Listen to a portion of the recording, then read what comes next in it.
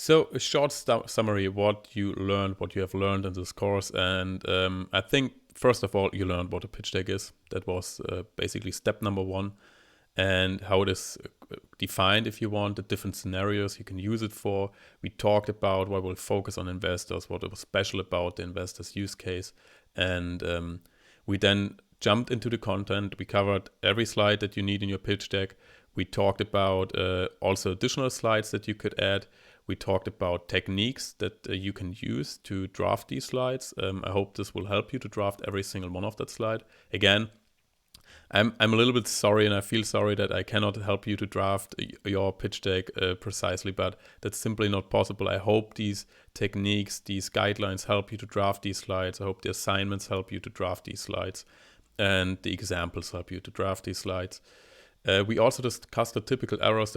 That's really important to me, because I think you automatically have a good pitch deck if you avoid all these errors that we mentioned. Then your pitch deck is already kind of good, and it was a really important part of this course, the typical errors. We spent a lot of time talking about it, and we also did it with the Airbnb slides. We were critical about them as well, so that was important. I hope you remember that, and yeah, go through it again. I added handouts for most of the parts and summarized the errors there again, so you can look them up again and again. You learned how to adapt certain slides in different scenarios. I think we talked about it, like that you can adapt the version of the traction slide. You can adapt the version of the USP product slide, and I also want to emphasize this in the end again, because I said it throughout this course a couple of times, but it's really important that your pitch deck follows a storyline. And the storyline usually determines the order of your slides, and the storyline will help the reader so much to go through it.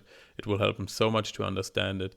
And I think we talked about how to create a storyline with the examples of Airbnb, that these slides are connected to each other.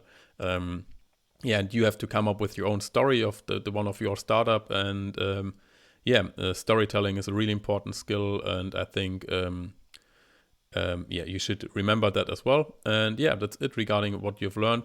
In the next video, I want to summarize it in a more in another way, that you keep it in mind. And looking forward to see you then.